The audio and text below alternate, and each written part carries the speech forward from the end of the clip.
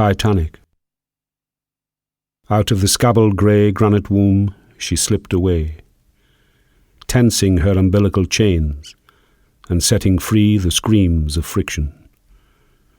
Thrust into the Irish font of maritime baptism, a miraculous mechanical conception, doomed by folly, flawed by fiction.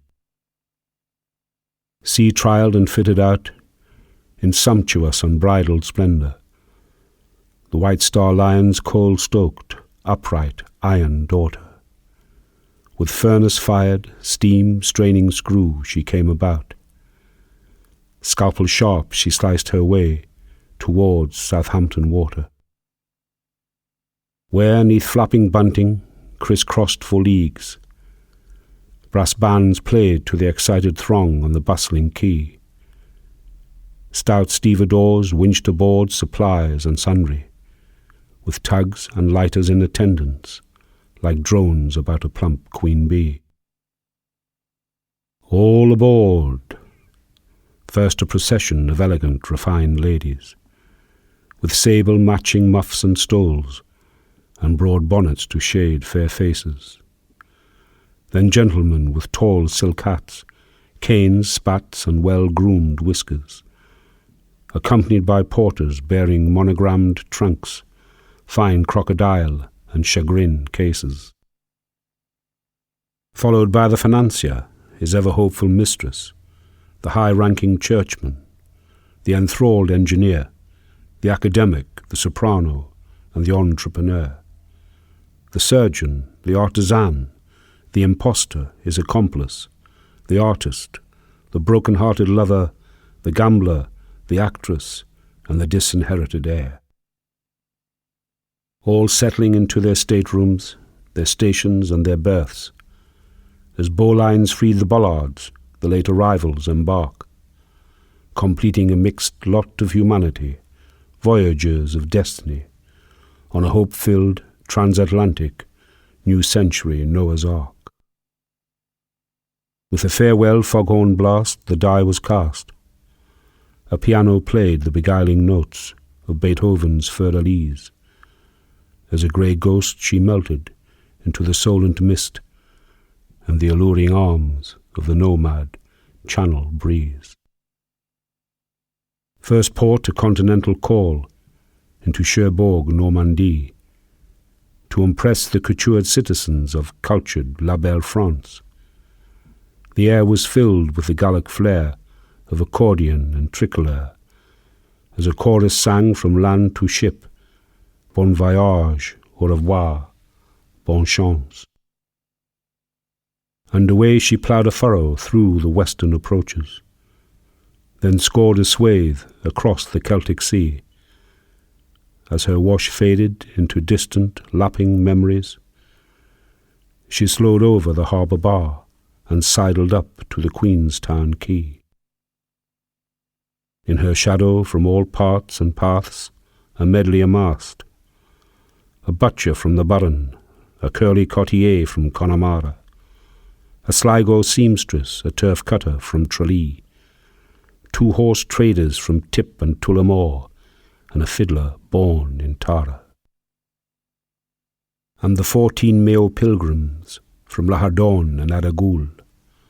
Some had never stepped out of the parish or shade of the mountain side, with their homespun tweeds, shawls and rosary beads.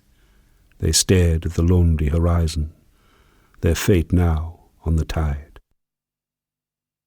Under a seagull-strewn, cold cork sky, family spoke their last goodbyes, as she was tugged once more to motion. Once freed, she courted the wild and ragged western shores, then vanished like a dot into the vast and all but empty ocean. On sacrifice of stoker's sweat, a fierce rate of knots was set.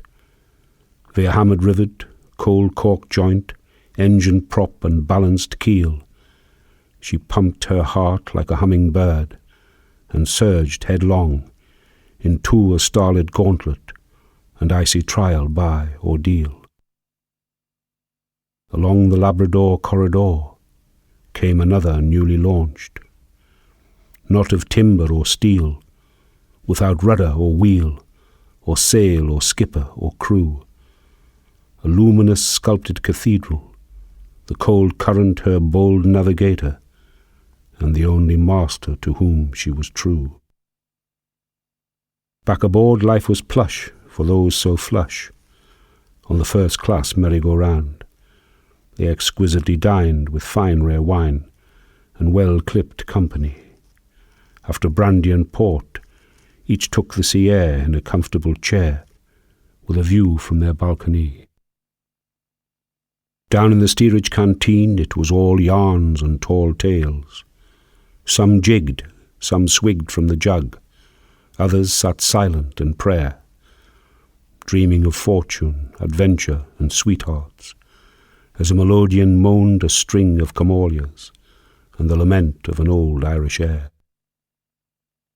"Iceberg, dead ahead," screamed the watchman, as it loomed like a spectre, an Arctic mirage, a drifting debutante coming to gate-crush the ball. A waitress serving up sorrow for supper, sole dish on the menu, no demarcation, a lone level table, and one plate to feed all. The ice struck like a war axe, shearing her rivets and cleaving her plate. As force met with force, along with her ribs, all promise was broken. Despair fell on the bridge like a guillotine, severing all other emotion, as dawning doubt infected the watch, and those about to be rudely awoken. Abandon ship, a cold command that invokes the best and worst in man, a set of scales, a call to arms that reveals the metal in us all. For oft on the watery stage, where the backdrop is death's shadow, 'tis not the strutting lead, but the bit part ad liber who takes the curtain call. So it was on the wetted edge of life, on a cold Atlantic April night. Each played out their destined role on a ruthless patch of ocean. Some stood fast, others bolted past.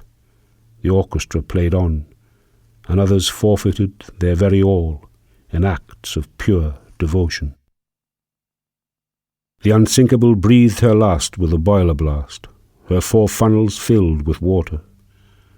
For the second time in life she slipped, now into the dark abyss where hope would find no quarter. 1,513 souls the cruel maiden claimed for the deep. The lifeboats in Carpathia rescued remaining voyagers and crew.